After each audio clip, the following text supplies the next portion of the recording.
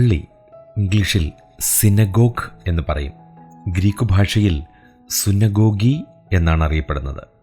സുനഗോഗി എന്ന ഗ്രീക്ക് പദത്തിന് കൂട്ടിക്കൊണ്ടുവരൽ എന്നാണ് അർത്ഥം. സുനഗോഗിൻ്റെ പരിഭാഷയാണ് പള്ളി. പഴയ നിയമത്തിൽ സങ്കീർത്തനം 74:8 മാത്രമേ പള്ളി എന്ന വാക്കുള്ളൂ.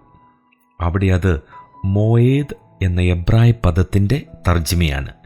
സെപ്റ്റുവജൻ്റിൽ ഇസ്രായേൽ സഭയെ കുറിക്കുവാൻ സുനഗോഗ് സുലഭമായി പ്രയോഗിച്ചിട്ടുമുണ്ട്. പുതിയ നിയമത്തിൽ 56 സ്ഥാനങ്ങളിൽ ഈ പദം വരുന്നുണ്ട്. വെറും സമ്മേളന സ്ഥലം എന്നർത്ഥമുള്ള സുനഗോഗ് പിൽക്കാലത്ത് യഹൂദന്മാരുടെ ആരാധനാ സ്ഥലത്തെ കുറിക്കുന്ന പദമായി മാറി. യഹൂദമതത്തെ രൂപപ്പെടുത്തുന്നതിൽ ഒരു സുപ്രധാന പങ്ക് പള്ളിക്കുണ്ടായിരുന്നു. AD 1-ാം നൂറ്റാണ്ടിൽ യഹൂദന്മാർ പാർത്ത ഇടങ്ങളിലെല്ലാം പള്ളി ഉണ്ടായിരുന്നു. ഉദാഹരണം കുപ്രോസ് ദ്വീപിലെ സലാമിസ്, പിസിദ്യയിലെ അന്ത്യോക്യ, ഇക്കോന്യ, ബരോവ, യെരുശലേം, അലക്സാൻഡ്രിയ തുടങ്ങിയ വലിയ പട്ടണങ്ങളിൽ അനേകം പള്ളികളുണ്ടായിരുന്നു. അപ്പോസ്തലപ്രവൃത്തികൾ 13:5, 13:14, 14:1, 17:10 എന്നീ വാക്യങ്ങളിൽ അതിൻ്റെ വിശദീകരണം ഉണ്ട്. തീത്തോസ് ചക്രവർത്തി AD 70 യെരുശലേം നശിപ്പിക്കുമ്പോൾ അവിടെ 480 പള്ളികൾ ഉണ്ടായിരുന്നുവെന്നും അല്ല 394 പള്ളികളെ ഉണ്ടായിരുന്നുള്ളൂവെന്നും ഐതിഹ്യമുണ്ട്. പള്ളികളുടെ ഉത്ഭവത്തെക്കുറിച്ചുള്ള വ്യക്തമായ വിവരണം പഴയ പുതിയ നിയമങ്ങളിലില്ല. ബാബിലോന്യ പ്രവാസത്തിന് മുമ്പ് ആരാധന യെരുശലേം ദൈവാലയത്തെ കേന്ദ്രീകരിച്ചായിരുന്നു. പ്രവാസകാലത്ത് യെരുശലേമിൽ ആരാധിക്കുക അസാധ്യമായപ്പോൾ പ്രാർത്ഥനയുടെയും പ്രബോധനത്തിൻ്റെയും കേന്ദ്രങ്ങളായി പള്ളികൾ ഉദയം ചെയ്തു. ഇതാണ് പള്ളികളുടെ ഉത്ഭവത്തെക്കുറിച്ചുള്ള പൊതുവായ ഒരു ധാരണ. ഇസ്രായേൽ മൂപ്പന്മാരിൽ ചിലർ എൻ്റെ അടുക്കൽ വന്ന് എൻ്റെ മുമ്പിലിരുന്നു എന്ന വാക്യത്തിൽ പള്ളിയുടെ ഉൽപ്പത്തിയുടെ അടിസ്ഥാനം നമുക്ക് ദർശിക്കാം.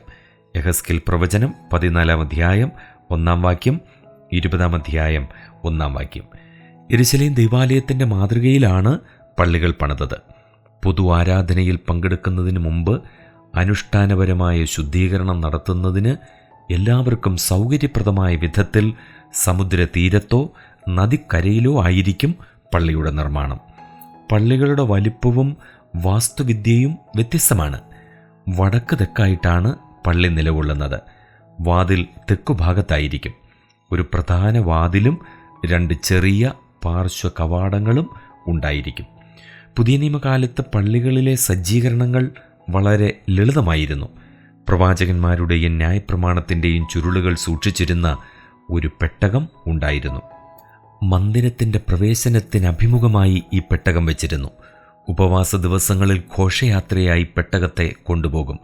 പെട്ടകത്തിന് മുൻപിലും ആരാധകർക്ക് അഭിമുഖവുമായി മുഖ്യാസനങ്ങൾ മത്തായി 23:6 ക്രമീകരിച്ചിട്ടുണ്ടായിരുന്നു. പ്രധാനികൾക്ക് വേണ്ടിയായിരുന്നു അവ. ഒരു ഉയർന്ന സ്ഥലത്ത്, ഗ്രീക്കിൽ ബീമ എന്ന വാക്ക് ഉപയോഗിച്ചിട്ടുണ്ട്, തിരുവെഴുത്തുകൾ പാരായണം ചെയ്യുന്നവർക്കും പ്രസംഗിക്കുന്നവർക്കും വേണ്ടി പ്രസംഗപീഠം സജ്ജമാക്കിയിരുന്നു. പള്ളിയിലെ കാര്യങ്ങളുടെ പൊതു നിയന്ത്രണം മൂപ്പന്മാർക്കാണ്. പ്രത്യേക കാര്യങ്ങൾക്കായി പ്രത്യേകം ഉദ്യോഗസ്ഥന്മാരെ നിയമിച്ചിരുന്നു. എന്നാൽ തിരുവെഴുത്തുകളുടെ പാരായണം, പ്രാർത്ഥന, പ്രസംഗം എന്നിവയ്ക്ക് പ്രത്യേകം ഉദ്യോഗസ്ഥന്മാർ ഇല്ല. അവ സഭയിലെ അംഗങ്ങളാണ് നടത്തി വന്നത്. പള്ളിയുടെ പൊതുവായ മേൽനോട്ടം പള്ളിപ്രമാണിക്കായിരുന്നു.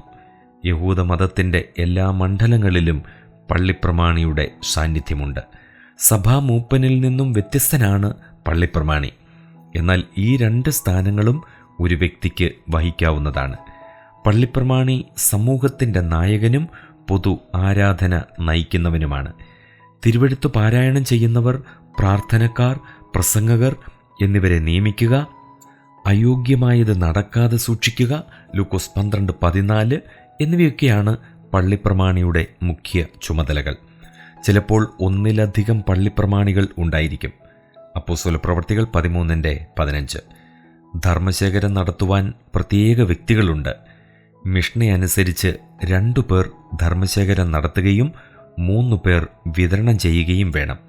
പൊതു ആരാധനയിൽ തിരുവെഴുത്തുകൾ കൊണ്ടുവരികയും തിരികെ കൊണ്ടുപോവുകയും ചെയ്യുക, വായനയിൽ കുഞ്ഞുങ്ങളെ പ്രബോധിപ്പിക്കുക, കുറ്റവാളികളെ ചമ്മട്ടി കൊണ്ടടിക്കുക എന്നിവ ശുശ്രൂഷക്കാരൻ്റെ ചുമതലകളാണ്.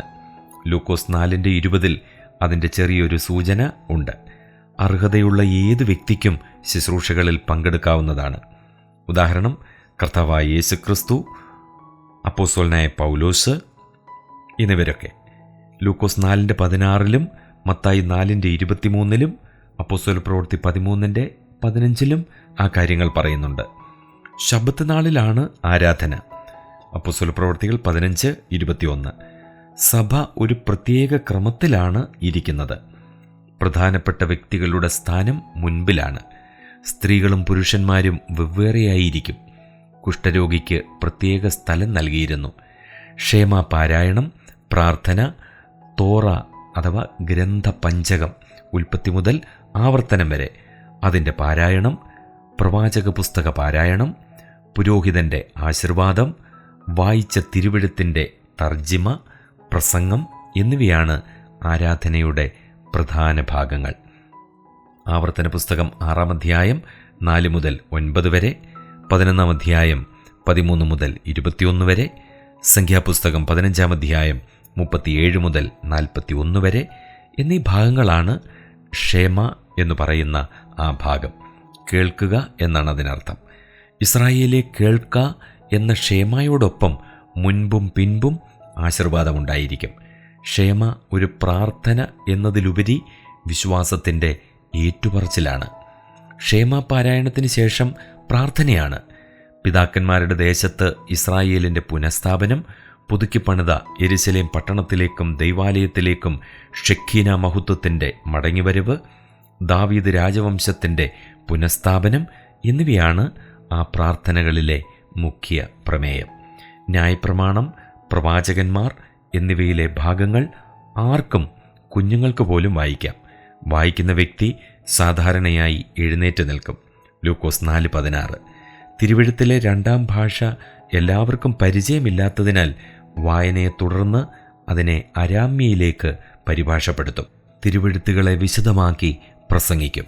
മത്തായി 4:23, മർക്കോസ് 1:21, ലൂക്കോസ് 4:15, 6:6, 13:10, യോഹന്നാൻ 6:59, 18:20.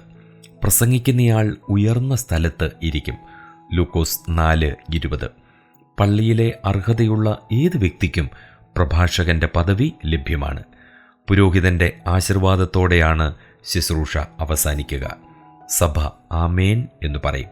പുരോഹിതനും ലേവ്യനും സന്നിഹിതരല്ലെങ്കിൽ ആശീർവാദത്തിന് പകരം പ്രാർത്ഥന ചൊല്ലും.